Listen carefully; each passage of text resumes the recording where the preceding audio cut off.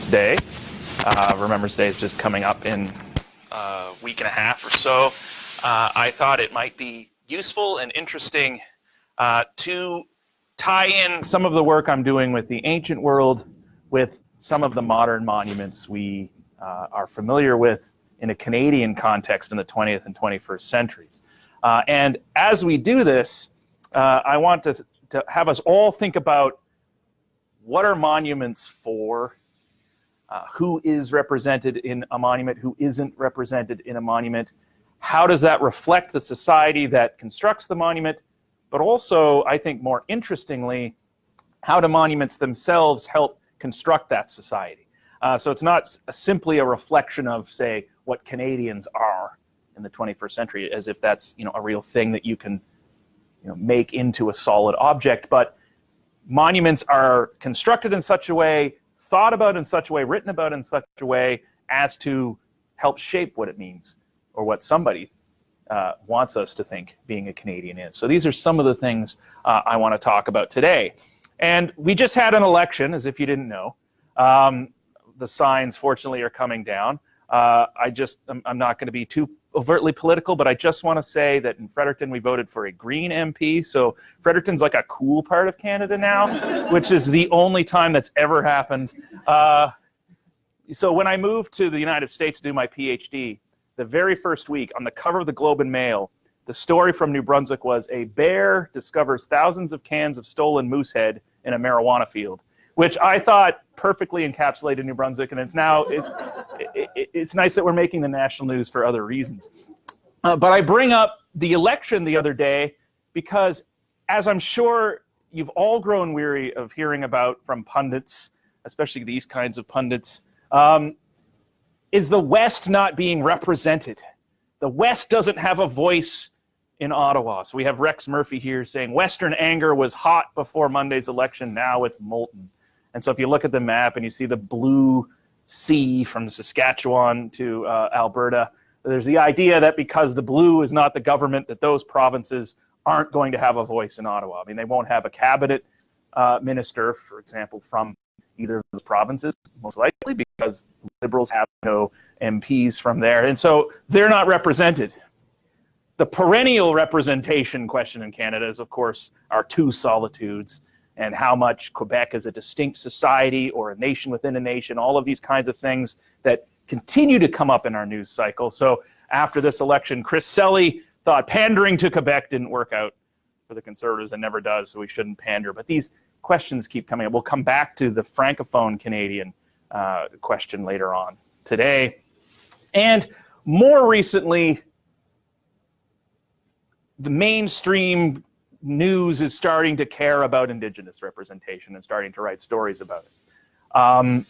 And the idea in the last election that we just had is that Justin Trudeau won, but did Justin Trudeau actually do anything to improve relations with Indigenous peoples, to improve the situation on various reserves that are without clean water? All of these questions that the government should be addressing and Trudeau talks a good game about, maybe they haven't been addressed, and so maybe in a minority government with the NDP and others, perhaps those issues will be more at the forefront.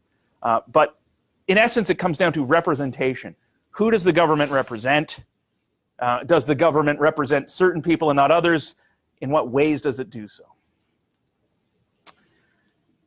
And so before we get into the meat and potatoes of the talk, let's talk a little bit, just in general, about what monuments are and what they're for.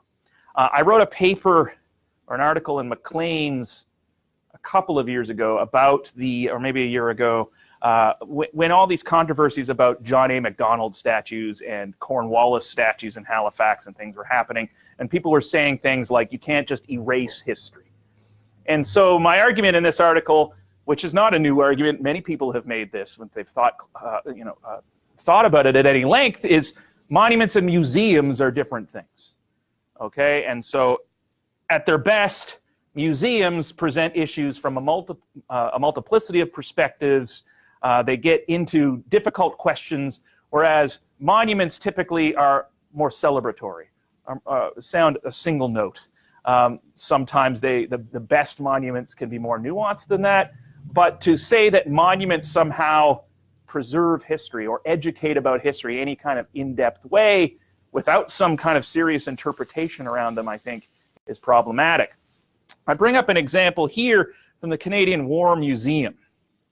And the Canadian War Museum in Ottawa, which opened a decade or so ago, or maybe a decade and a half ago now, is supposed to show war in all its nuances, in all of the troubling ethical and moral questions, in addition to the kind of more straightforward historical facts, if we want to call them that. But there was a controversy over its exhibit about the strategic bombing during World War II, when the Allies firebombed cities like Hamburg in Germany.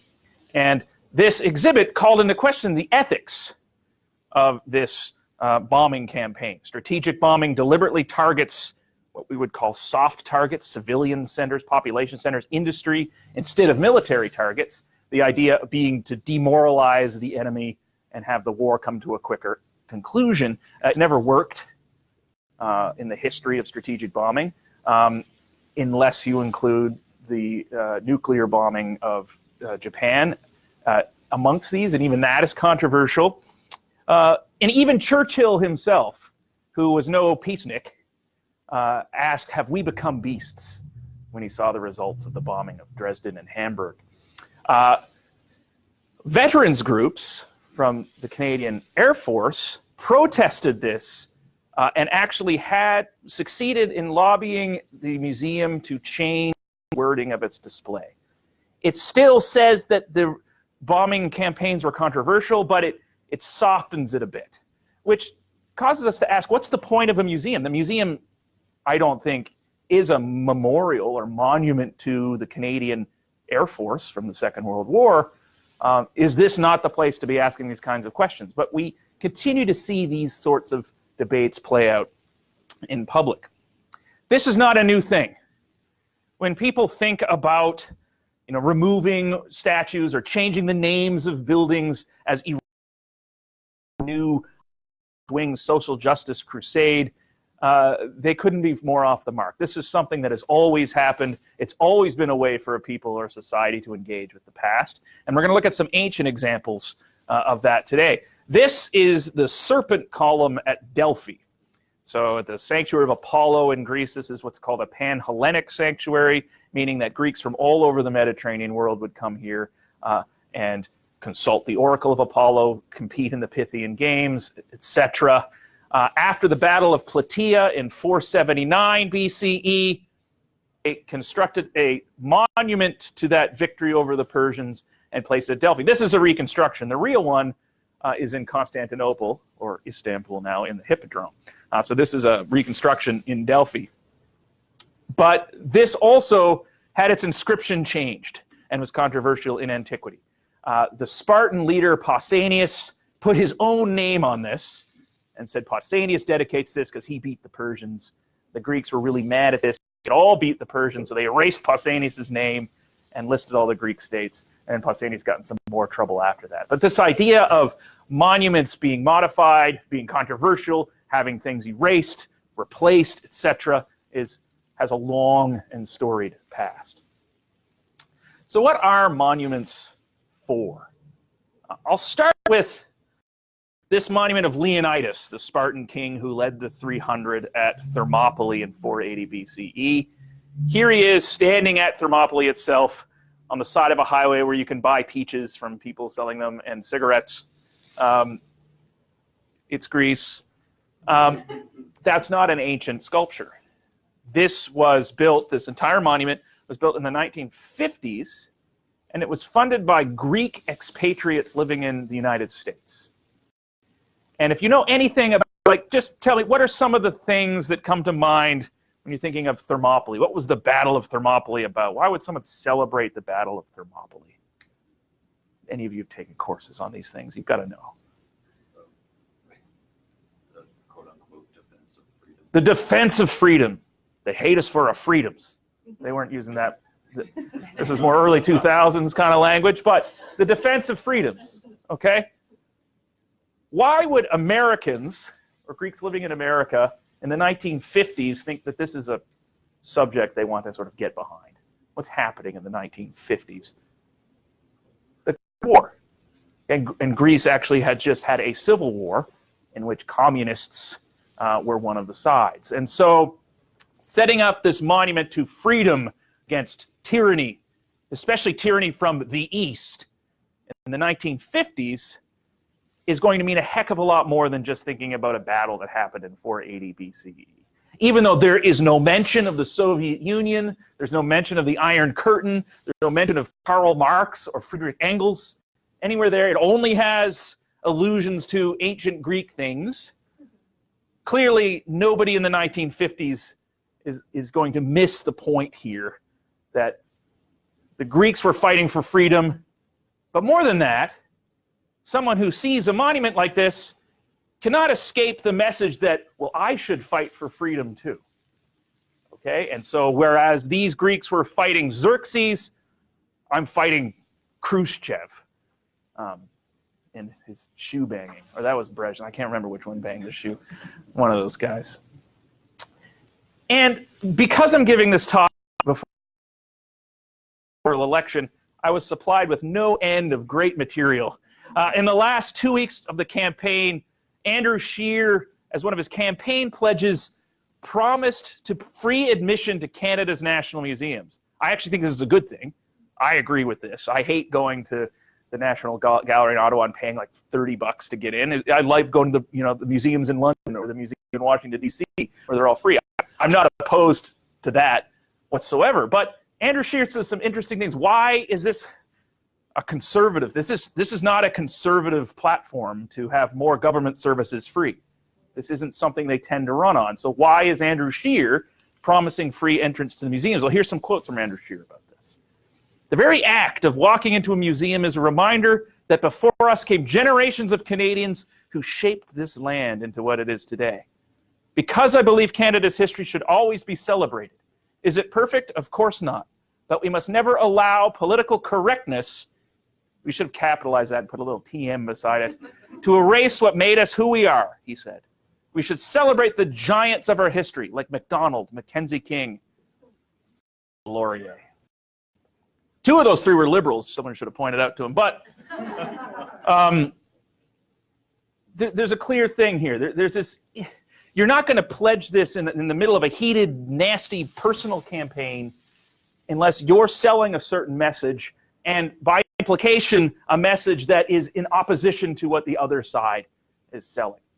This is very clearly in reaction to the movement to rename schools that are named John A. Macdonald School because of his role in Indian residential schools, for example. This is a clear attempt to reinvigorate the movement for kind of great man history. This idea that history is a set of exempla of things, people we should be like, and things we should do to emulate.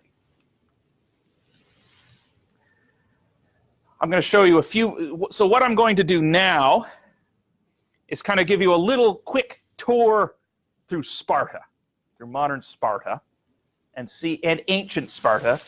Look at some of the images that they have on display today, images that they and put on display from antiquity, and then we're going to get to the idea of who is and isn't represented in those, and how does that tie into the ways we commemorate especially warfare and soldiers today.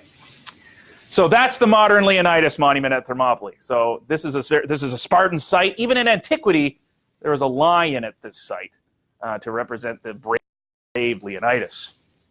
This, as I've already said, is from the 1950s. We have another one from the later 20th century in Sparta itself. Now, has anyone been to Sparta? Okay, a few of you have been to Sparta. It doesn't really dazzle, does it? I mean, it's not. I mean, Thucydides called this in around 400 BCE. Thucydides says if someone should come to Sparta or Athens later, because of its monuments, they would assume Athens was twice as powerful as it really was, and Sparta was half as powerful. It's more like 10 times and 1/10 if you actually see the place. Sparta. I actually love Sparta because it's a real Greek village or town. But it's not, it has no Parthenon and it's nothing like this. But they've really gone all out in putting modern monuments to ancient things. So here we have Leonidas. He's standing in front of the city racetrack. He's got the great expression from Herodotus on it, from Plutarch on it, molon labe, which means come and take them, which is the response that the Spartans gave the Persians when they were asked to lay down their weapons. So this is Charlton Heston's out of my cold dead hands kind of thing. Down the street, we have one of the quaintest and most fascinating monuments I've ever seen. All right. It's squealing the tires for freedom. This is a list of Spartan Olympic victors from 7 BCE, the foundation of the Olympics, up until like 2012. We have a list of all they even had like several from the 20th and 21st century, just right up the street. Spartan Olympic victors. I mean, what a fascinating way to try to solidify the fact that ancient and modern Spartans can trace a direct line between one another. Okay, so you have here something that's just a continuous list from antiquity. Then we get several ancient monuments in Sparta that from the period of the early travelers in the 17th, 18th, and 19th centuries already started to be associated with these great figures like Leonidas from Sparta's antiquity. So this is the so-called Leonidaeon, or Tomb of Leonidas, which is just, it's in its own, the Leonidas Square in modern Sparta. Across the street, we have like Leonidas Cafe, and people are selling t-shirts. Chronologically, it fits, probably early 5th century. It looks like it could be a tomb. From, I think, the 1700s on, it was just identified, this is the tomb of Leonidas.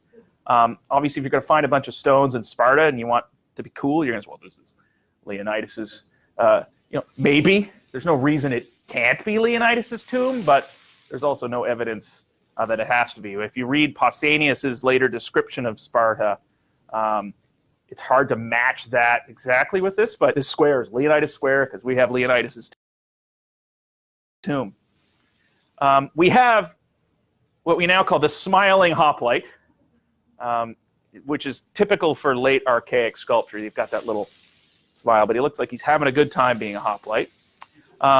He's often been identified as Leonidas. This is, again, chronologically probably appropriate, and he was found near a sanctuary of Athena bronze house on the Acropolis of Sparta. So we might have here a sculptural representation. If it's not of Leonidas, it's certainly of a hoplite soldier. So still some kind of military, either memorial or exemplum, be like this soldier, or both, most likely. Here's where it was found. This is the sanctuary bronze house, and that's the view you get from it. Sparta, as you can see, it's not very large, but it's a restful beauty. It's surrounded by the great Taygetus mountain range. It's quite a powerful place to visit. When I took these pictures, it was 42 degrees. So don't visit in July. But I recommend May. Just down the slope from this Athena of the Bronze House, we have something that has been ingeniously and creatively named the Round Building, because it's round, and they have no idea what it was for. There are several suggestions as to what it might be. It might, in fact, be the tomb of Leonidas. It might, in fact, be a cenotaph or monument to another Spartan leader, someone named Brasidas. But it's almost certainly some kind of monument because the form of the building really lines up with nothing else. There are other monumental tomb structures to dead soldiers that look a lot like this in a Spartan context, including one, believe it or not, the Spartans built in Athens. The Spartans had a monument to Spartan soldiers in Athens, which is kind of a nifty thing I don't have time to get into today, but let's just say that this is probably some kind of monument to some kind of military figure.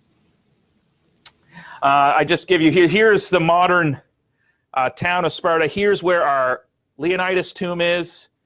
Here's where our round building is, our Athena of the Bronze House. There are several other tombs to soldiers between this and the tomb of Leonidas. The point is, ancient Sparta was littered with monuments to military figures and military victories, military subjects, which isn't surprising, it being Sparta. But Sparta's not unique in this. Of course, Athens was like this as well. And modern Sparta is doing all that it can to seize hold of this memory, of this image of its past, and promote it. And so you cannot visit Sparta today without running into Leonidas or Olympic victors or even ancient war memorials to ancient Spartans still in their proper place. Sparta also had, as I said earlier, war memorials in other places. So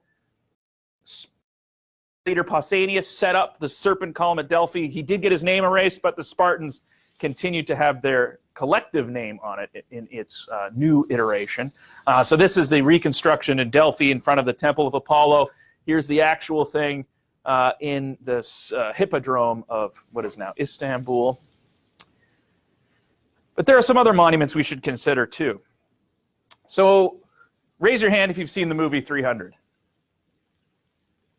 It might come as a surprise to you that the movie's not that accurate. I don't think Xerxes had rhinoceroses. I don't think he had quite a fetish for jewelry like he has in the. He probably had. We know he had hair and a beard. He wasn't the bald jewelry guy. But what whatever it's called, 300 does get right, I think, is a presentation of how the Greeks, or at least the Spartans, promoted the Battle of Thermopylae. This was the 300 Spartans. Herodotus, the historian of the Persian Wars, says he took the time to learn the name of all 300 Spartans who were killed. He doesn't tell us their names, but he's like, I don't have to tell you, but I totally know it. He says he knows them. This has led scholars to argue whether or not there was an actual funerary monument with a list of casualties or that kind of thing, or if he actually just went down and asked, was your son in the, anyway. He said it was 300 Spartans against, as Herodotus tells us, 1 million Persians.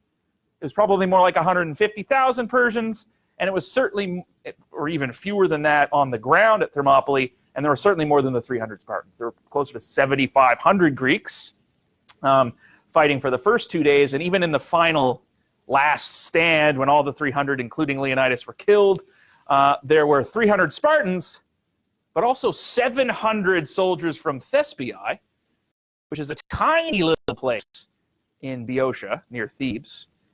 700, they more than doubled. And in fact, all the 700 Thespians died too, which essentially wiped out a generation of Thespians. Much greater proportional sacrifice than the Spartans. There were also about 400 Thebans, but when Herodotus was writing his history, everybody hated Thebes. And so he said the Thebans were there just because as hostages to make sure they didn't go over to Xerxes' side, which they did as soon as the battle was over, according to Herodotus. Only in 7, 5 decades or 4 decades after the Leonidas was set up at Thermopylae, we get this little monument to the Thespians set up kind of next to it. So it's right next to where the big Leonidas is. You've got this little monument to the Thespians. So they were forgotten and are generally in popular culture forgotten completely as being part of this battle. So we have an image of the battle even from the ancient Greeks that is entirely propagandistic BS. Not just the rhinoceroses and goat-headed people and all the things you see in the movie, but even the image we get from antiquity emphasizes the 300 Spartans who were a very small part of the overall force, and we hardly ever hear of the Thespians.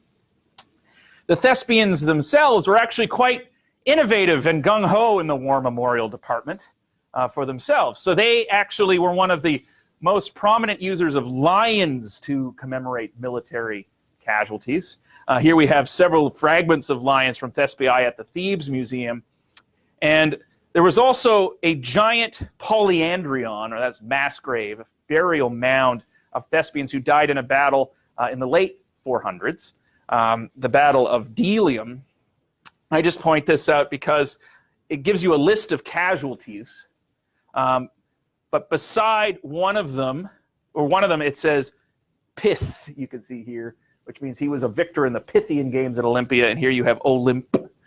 The other one was a victor in the Olympian Games. So they signal out these two casualties for their special fame from winning these pan-Hellenic contests. So it's not as if the Thespians themselves weren't game for representing themselves with more monuments. It's just that the Spartans' propaganda machine that gives us the myth of Sparta that leads to things like Frank Miller's graphic novel was successful. So this is a poem most of you have probably recited in school. Okay, you'll hear it again in a couple of weeks. John McCrae's In Flanders Fields. There's a whole heritage minute about it. We'll talk about heritage minutes in a minute. But in Flanders Fields, the poppies blow between the cross row place, and in the sky the larks still bravely singing fly. Scarce heard amid the guns below, we are the dead. Short days ago we lived, felt dawn, saw sunset glow, loved and were loved, and now we lie in Flanders Fields. Take up our quarrel with the foe. To you from failing hands we throw the torch. Be yours to hold it high. If ye break faith with us who die, we shall not sleep, though poppies grow in Flanders Fields. We all know this poem. What is the poem? What are we to take from it? What's the mess? What is John McCrae trying to impress upon us with this poem? Keep fighting. Okay. This last stanza here, it's clearly about memory, about loss and things, but this was written early in World War. This was before the Somme, before Passchendaele, before the sort of interminable bloodbaths that the Great War would descend into. But the central message, I think, here is the passing of the torch. Right? If ye break faith, he's saying, you owe us. Okay? We died. Now, Remembrance Day, there's some of that as well. Lest we forget, we have to remember the sacrifices of those who fought and these things. But he's being more explicit than that. It's not just remembrance. It's not just memory. This is an exhortation. This is a do as we have done. This is setting up those who fought with John McCrae, who did perish in the war, to take up the torch and to continue fighting, or else their sacrifices will have been in advance, etc. This is a very militaristic poem. Now, there was a poet from Sparta, believe it or not, named Tertius, who wrote in the late 7th century BCE, we think. Now, the fact that it's the poet is so weird that some in antiquity said that he was actually from Athens, and the Spartans sent to Athens for help, for advice, and the Athenians, to sort of, snub their noses at them, sent them one of their poets they didn't really even like as a poet, Tertius. So he would. But that's probably just trying to make sense of the fact that Sparta had a poet. Almost certainly he was a Spartan. Now, Tertius anticipates the much more famous poem by Horace, with the Dulce et decorum est, right? Sweet and fitting is it to die for one's country, right? Here we have Tertius writing maybe during the period of what's called the Second Messenian War.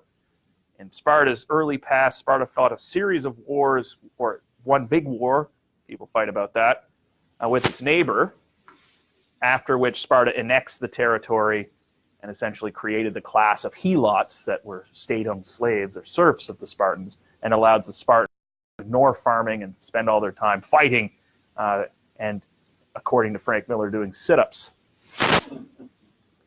But Tertius has some exhortation poems as well. So here's one of his fragments. For 'tis a fair and good thing for a man, a fair thing for a good man to fall and die fighting his neighbor. Whereas to leave his city and his rich fields and go a-begging is of all things the most miserable, wandering with mother dear and aged father, with little children and wedded wife. So this is kind of an exhortation to fight with a negative example. If you don't, you're going to wander around destitute, and that's shameful. Abide then, O young men, shoulder to shoulder, and fight. Begin not foul flight, nor yet be afraid, but make the heart in your breasts both great and stout, and never shrink when you fight the foe. Yet to a young man all is seemly enough, so long as he have the noble bloom of lovely youth. I am marvel he for men to behold, and desirable unto women, so long as ever he be alive, and fair in like manner when he be fallen in the vanguard. So let each man bite his lip with his teeth, and abide firm set astride upon the ground.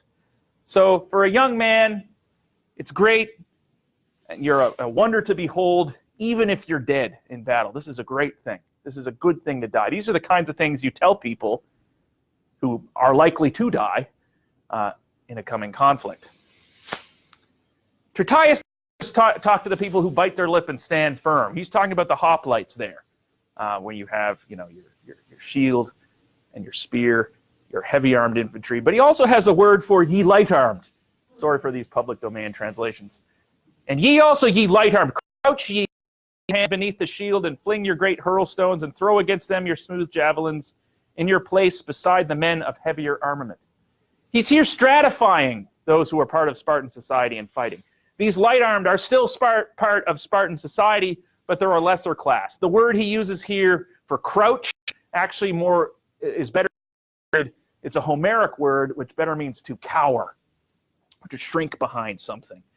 So he's saying, yeah, you guys are kind of wimps, and you're not big, burly, manly men like the heavy-armed, but even you have a role to play. So when they're thinking about who is and isn't represented, Tertius is thinking about that as well.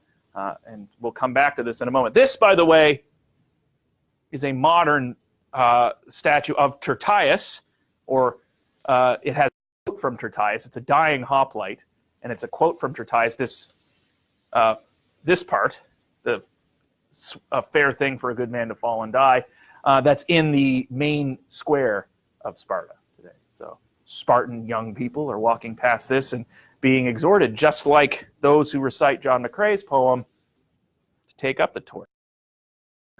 Because Tertius was in the 7th century BCE.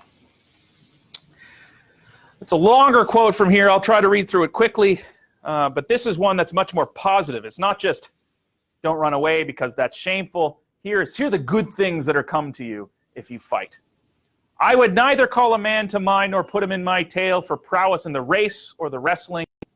Not even had he the stature and strength of a cyclops, and surpassed in swiftness the Thracian north wind. Nor were he a comelier man than Tithonius, and a richer man than Midas or Cinyras, nor though he were a greater king than Pelops, son of Tantalus, and had Adrastus' suasiveness of tongue, nor yet, though all fame were his, save of like strength. So it doesn't matter if you're short, it doesn't matter if you're hot, it doesn't matter if you're rich. Okay, those are all measly things. For a man is not good in war if he had not endured, if he had not endured the sight of bloody slaughter and stood nigh and reached forth to strike the foe. This is prowess. This is the noblest prize and the fairest for a lad to win in the world. A common good this, both for the city and all her people. When a man standeth firm in the forefront without ceasing, and make heart and soul to abide, forgetteth foul flight altogether, and hearteneth by his words him that standeth by. He that falleth in the van and loseth dear life to the glory of his city and his countrymen and his father, with many a front-wise wound through the breast and breastplate, and through bossy shield, he is bewailed alike young and old, and lamented with sore regret by all the city. His grave and his children are conspicuous among men, and his children's and his line after them. Nor ever doth his name and good fame perish, but though he be underground, he liveth forevermore, seeing that he was doing nobly and abiding in the fight for his country's and children's sake when fierce Ares brought him low. Does anyone know what the stone that is in Commonwealth war cemeteries has written on it?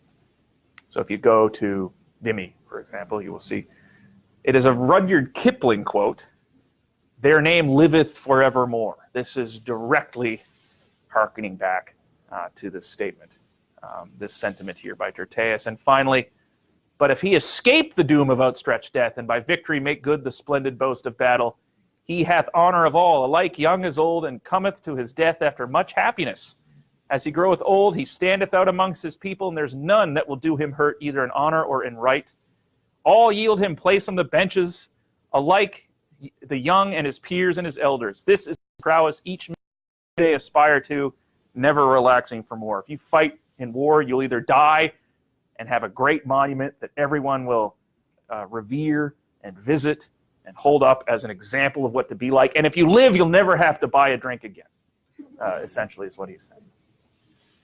So it's much more explicit than, say, John is in terms of taking up the torch.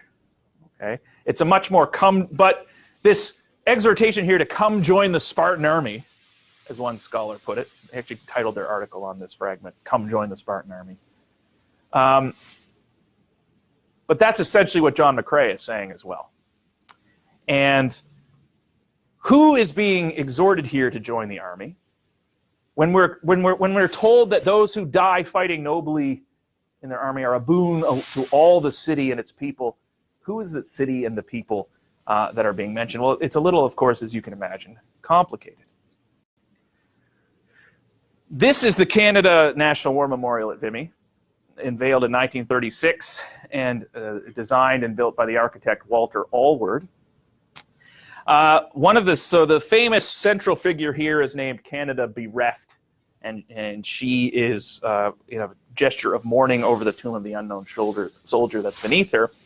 But behind her are two figures. This one here, in a very obvious form, is called the Spirit of Sacrifice, and we have here the passing of the torch. This is a clear reference to John McCrae's poem, which is already quite famous at the time. Here we have the back of the two central pillars of this monument, and on it we have a cross of St. George on one pillar. You can't see them quite on this, but there's a cross of St. George here, and a fleur-de-lis on this column. Walter Allward said that the two piers, and is reinforced by these symbols, were to represent the English and French nations. And the French nation in the sense of they're fighting in France, for France. But later interpreters of this monument have taken it to represent the two solitudes of Canada, the English and French Canadians, because as we all know, Vimy is where Canada as a nation was born, and here we have the two principal groups that make up Canada. If you go and actually look at the names inscribed, all 11,000 names, there are precious few Tremblés and a lot more Anglophone names, but we'll talk about that.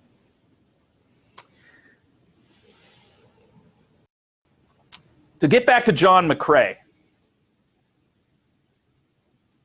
Vimy is supposed to be the battle in 1917 in April where Canada fought together as a nation for the first time. All four Canadian divisions fought together, and we've all probably seen the Heritage Minute or seen CBC's The National's coverage of it during the centennial year 2 years ago, or read Pierre Burton's book on Vimy. But this is where Canada started thinking of itself as a nation rather than just a bunch of people fighting for Britain. Does anyone know what happened later in 1917 that might throw into question that thesis? How were Canadian politics in late 1917? It was. So the 1917 election, Robert Borden on conscription. Well done. A+. John McCrae, who was still alive for this election but would die later in the war, after he voted in that election, said, "I hope my vote stabbed the heart of a Frenchman."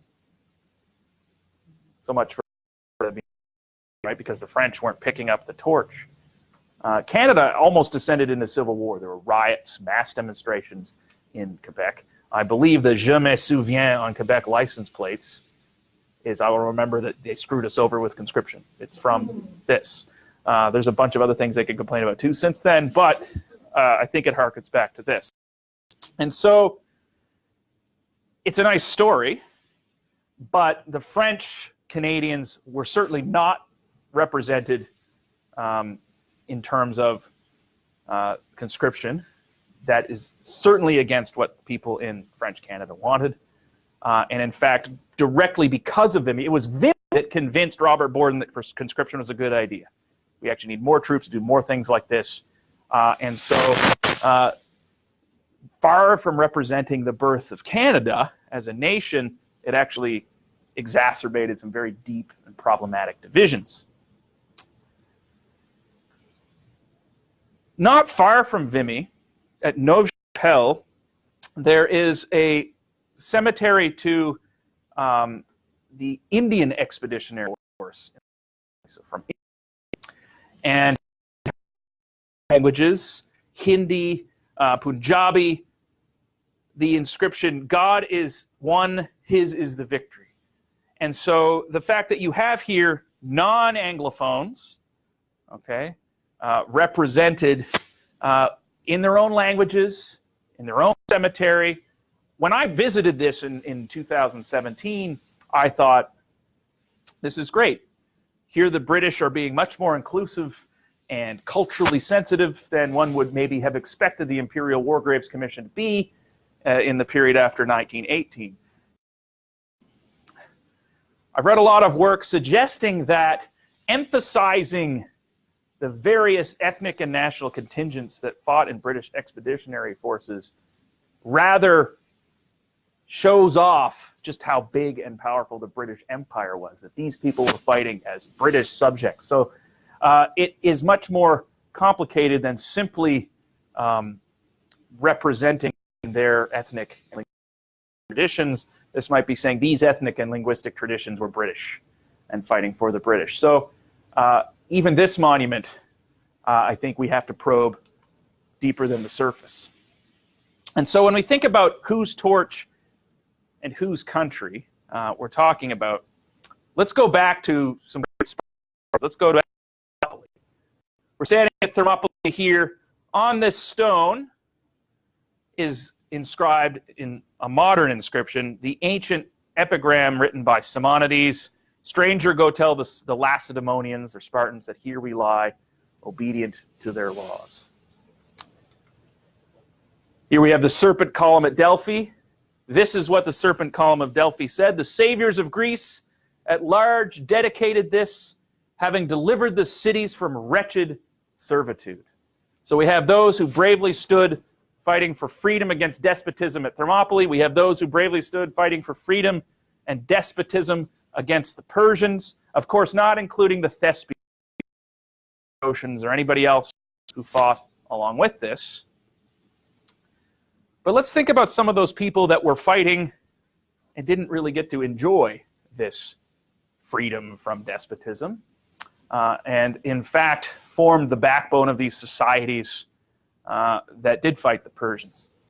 These are the walls of Abscence in the Peloponnese. This was founded in the 360s BCE by a Theban. Why is a Theban founding a city near Sparta in the Peloponnese? Well, he's doing it because he hates Sparta and wants to beat the pants off them. He did that at a battle in Leuctra in 371, but then he went into the Peloponnese and founded a bunch of cities and populated them with those who Sparta had oppressed for centuries. The Messenians were those the Spartans were fighting and conquering when Tertius was writing and exhorting his men to stand firm and to be brave and to leave a beautiful corpse and be remembered and praised. The only reason the Spartans were able to fight so well at places like Thermopylae is because they trained continually for battle. They weren't the citizen soldier amateurs that you see in other Greek states. They were professional. Today you can be a professional soldier if someone else is farming. If someone else is doing all the work that needs to be done for a society to function, that someone else was largely made up of people that would be liberated by this Theban named Epaminondas, the Helots, who then were gathered into a new city, and Spartan power was essentially. Not only did Sparta fight for freedom while simultaneously viciously oppressing the Messenians in their own society, at the Battle of Plataea, represented by this column, where the Greeks delivered the other cities from wretched servitude, Herodotus tells us that at Plataea, every Spartan soldier was accompanied by 7 Helot attendants. So 7 times the amount of soldiers as were represented by the Spartans were represented by armor bearers, light armed troops, however you want to interpret the Helots' involvement at Plataea, mentioned here. They weren't delivered from wretched servitudes. We have a very clear curtailing of who is and is not included in this fight for freedom and the monuments that represent it. Here's what Tertius actually tells us about the Helots. The vengeance the Spartans took on the Messenians is referred to in these lines of Tertius: galled with great burdens like asses, bringing to their lords under grievous necessity a half of all the fruit of the soil. So they're living as indentured servants, essentially. And they even have to make lamentation for their lords, both themselves and their wives, and everyone was overtaken with the dolorous fate of death. They have to act as professional mourners for those Spartans who are keeping them in oppression. So Tertius is well aware of the Spartan oppression of the Helots. And other sources tell us that the entirety of Spartan foreign policy was essentially dictated by fear of Helots finally getting fed up with them and revolting. And so the Spartans rarely ventured outside of the Peloponnese to take part in things like the Battle of Plataea because of the society that was built on and depended on this servitude of this subject population. Here's an image from an anti-conscription parade or march in Montreal in 1917.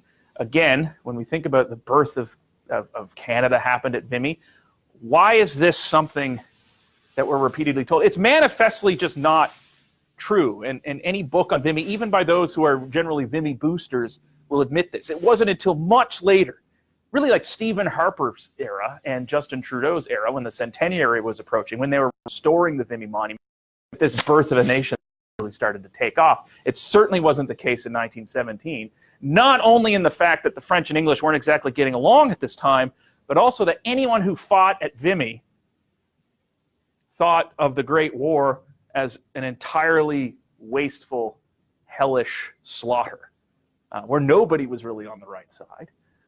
And Walter Allward, in his original conception for the monument, wanted it to stand as a symbol of the futility of war, rather than an exhortation to contemplate this and do likewise. And finally, there are more and more scholars that are looking at the Indigenous participation in the Great War and other Canadian military adventures or misadventures.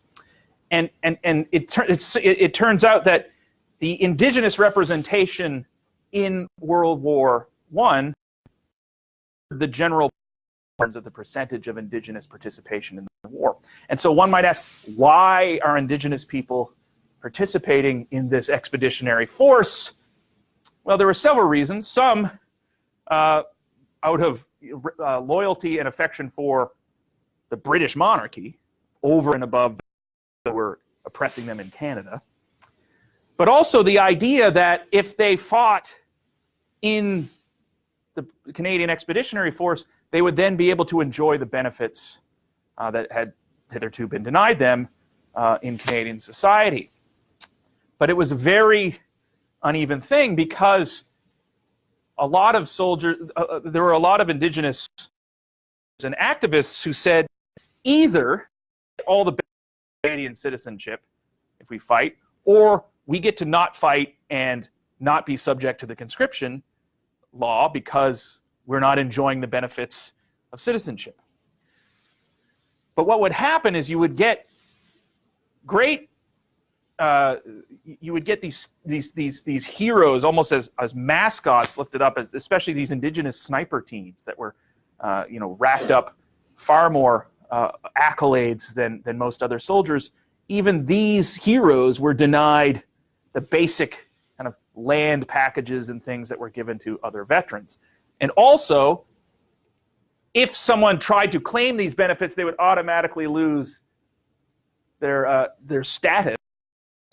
So they were forced to make a choice in that way. But in general, none of the rights or enfranchisement, Indigenous people could not vote in the period of the Great War. None of the benefits of these citizenship that were essentially held out as a reason for them to join and fight with the Canadian Expeditionary Force were granted them after the war. It wasn't until the second that the franchise was granted, etc. And so, who's being exhorted here to pick up the torch?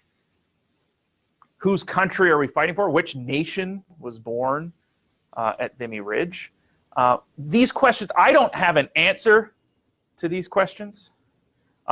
It's very clear that the Messenian Wars, at least in later periods of Spartan history, formed a central part of their identity. That they fought well, they were exhorted by our great poet to fight like Spartans, and they won the land that they were fighting for, and they deserved to rule it and deserved to rule the people that lived there. It became a very much part of Spartan identity.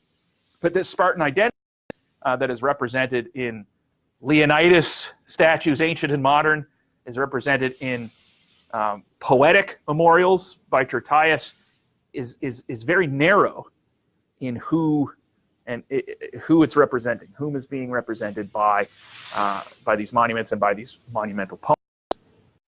In the case of Canada at Vimy, the original intention of the architect of the Vimy Monument has been, I think, subverted. But in any case, this idea of Canada fighting as a nation, is it French and English? Well, it's not in historical terms in 1917. Are we including Indigenous Canadians? Are we including Chinese? Are we including a whole host of people that don't fall into the neat Cross of St. George or fleur-de-lis rubric? I don't have an answer for any of these, but what I'm trying to get us to do is to think about just how intentional these monuments are. That those who are represented and not represented are done so deliberately.